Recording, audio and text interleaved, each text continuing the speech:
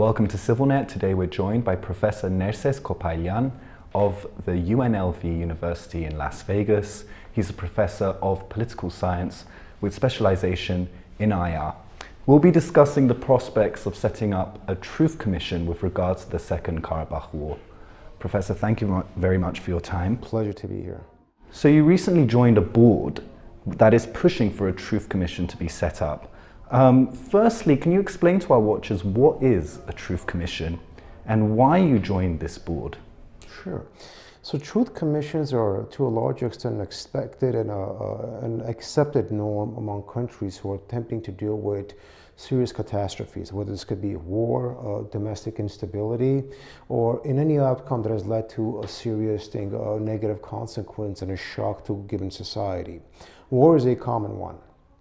But more specifically, when it comes to war, you have truth commissions to unravel what went wrong, what the complications were, and more specifically, to provide answers to society that could allow for both reconciliation, healing, and potentially for institutional reforms, which could lead to alleviating the shortcomings that led to catastrophe or defeat. So in that context, truth commissions are usually comprised of experts who specialize in a given topical area, and they proceed to engage in truth-finding missions in a very objective and non-politicized manner to primarily unravel how things develop, what the facts are, and to present this to much of society.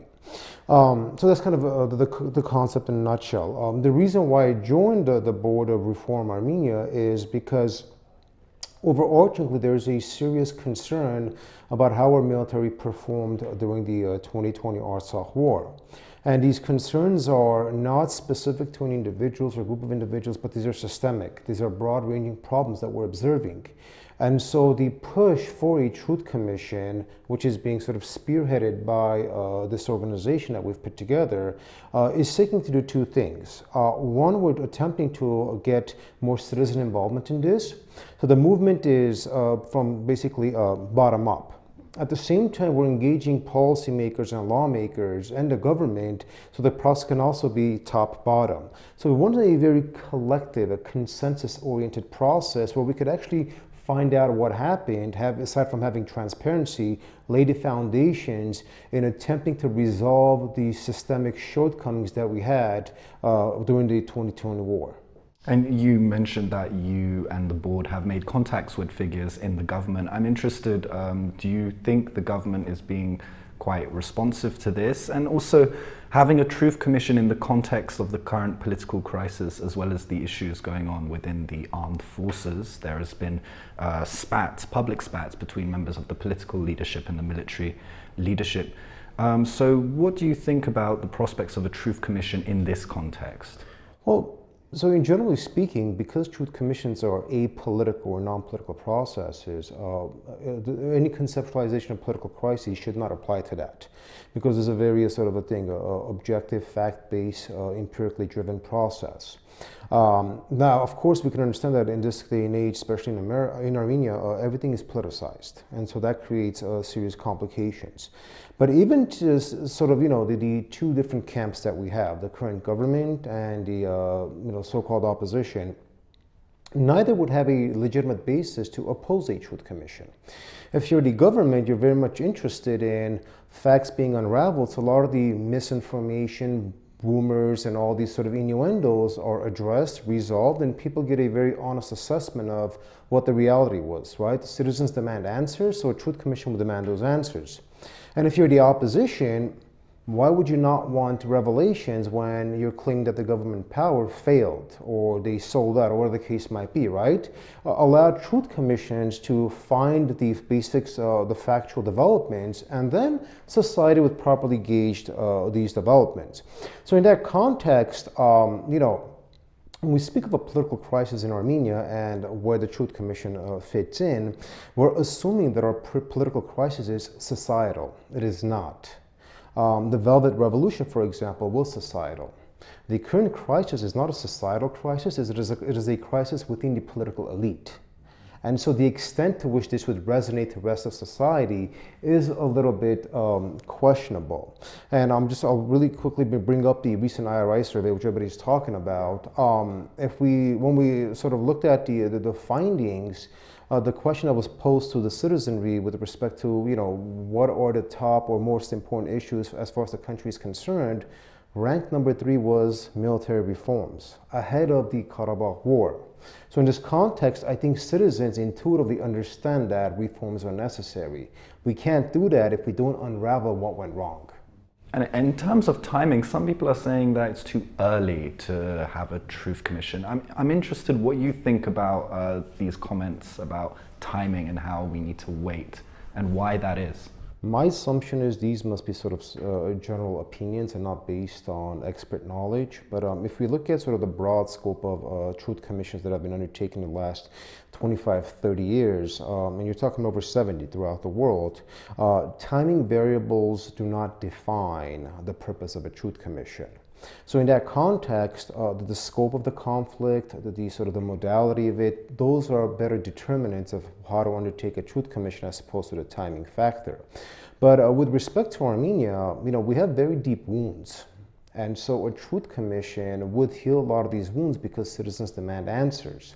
And so by possibly prolonging it, you create more complications because then citizens are going to start presuming that, is there a cover-up? Why do they not want transparency? Why is it taking so long?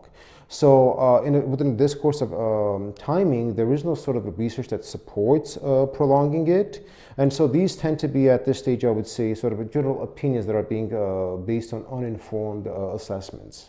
And I'm from the UK, and we had the Chilcot inquiry in the UK, which was basically a truth commission into the Iraq War, and there were public hearings by former prime ministers, etc. But I'm curious if you think there is a precedence for truth commissions in this part of the world, not just in Armenia's neighborhood, but also in wider Western Asia and former Soviet area. Right. Within the post-Soviet space, the closest thing we come to a truth commission is what we saw after the 2008 Georgia War, the Tagliaferri Commission. Now, note that this was what we call a hybridity structure, where the Truth Commission members, the investigators, were sent by the European Union, so it was profoundly objective. And this did produce very important findings. For example, we saw that it was Georgia who actually initiated the conflict and not Russia. There was a very broad misconception of this. At the same time, we saw Russia use disproportionate force based on the findings. So a lot of myths or rumors were resolved by the 2008 Truth Commission. So that's just kind of one precedent we could consider. In our case, we're not talking about a Truth Commission that also studies what Azerbaijan did, because that's not going to be tenable. They're never going to agree to that. But what the 2008 Truth Commission did is it led to a lot of internal reforms in Russia's military. And so based on that precedent, based on those developments, I think we could to some extent emulate that in trying to understand what went wrong with our military performance to undertake a truth commission and thus find systemic solutions to our systemic problems. So there is, loosely speaking, some precedent, but there isn't a very cogent one. And I think if Armenia could establish this precedent, clearly we will stand out as a country that not only engages in self-reflection, but also one that believes in transparency and addressing one's own complications. But isn't one of the obstacles to a truth commission that elements of the military and possibly as well the political leadership of Armenia may be worried of the outcome of the truth commission, and that may tarnish an image or so? Do you think that's a factor? That could potentially be a factor. You always expect institutional pushback every time you try to reform any institution. But the broader complexity at hand is that we underperformed in this war. And if we don't want this to happen in the future, we have to go through with these reforms and through a truth commission. And so inevitably you're going to have some pushback. But your question also presupposes that the military assumes they've done things wrong and thus they don't want these things to be revealed. Again, that's highly presumptive. We don't know, right? But fundamentally, one way to alleviate that concern is to kind of note the fact that truth commissions are not punitive. They're not about punishment. They're about finding the facts, addressing the facts, and then recommending reforms. In that context, if there's a fear that this may be a witch hunt or there might be mechanisms of accountability that may be abused and so on and so forth, the very structure of a truth commission, by virtue of the way it is designed, alleviates those concerns. So truth commissions aren't designed to punish people. They're designed to unravel the facts, the truth, and then find solutions.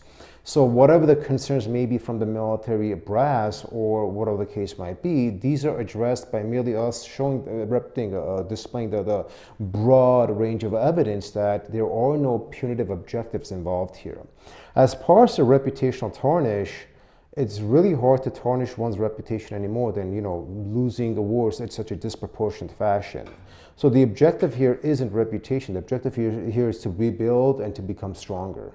And do you think it's more desirable, and in order to ensure objectivity, that a supranational entity conducts the Truth Commission or is involved in the Truth Commission, much like the 2008 Russo-Georgian War example that you mentioned earlier? That is correct. So if we proceed to formulating a Truth Commission in Armenia, and I've kind of developed the policy paper for this. It was published with the VN report. It was kind of jump-started a lot of the discourse we're engaging in with respect to the technical aspects of it. The recommendation is to have actually external experts to address your question. For one, we don't have sufficient level of domestic experts on the matter. Two, at any level you get domestic actors involved, they might create a lot of politicization and concerns because it's a very small country. Everyone is somehow connected to somebody that might create complications. So the UN, for example, would be very happy to partake in this. I'm sure the European Commission, the European Union would be very happy to partake in this. And they do have a lot of experience from South America to Liberia to Latin America and kind of engaging in these projects. So there are well-developed experts that could be very instructive in assisting us to construct a very robust Truth Commission that is non-political, depoliticized, and leading to attain the objectives that we, in essence, as a society, need and trying to get to. And you and Nerses Kopaylan and this board have been encouraging Armenian people to help in some sort of way. How can they help exactly? Three things they could do. One, they could join the signature drive that we've begun, and it's slowly gaining quite a bit of traction. So that's one process. The second is what Armenians do very best: word of mouth. Discuss the subject matter. Let's have an honest and open discussion about why we need a Truth Commission, what our limitations are. To engage in sort of not so much of an intellectual discourse, but an honest discourse. And three, we really need to elevate our public discourse. We're rather happy engaging in rumors and innuendos than we are in dealing with nuance and complexity and hard facts. So I think citizens can basically support this process by simply signing on, because who doesn't want transparency, right? Who doesn't want answers? And thus encouraging the government from the bottom up to participate. So the bigger the public support we're able to gain, and this process is eventually going to snowball, right? The more answers society will attain, because they really do deserve it. Well, Professor, thank you very much for your time. And thank you for joining us on CivilNet.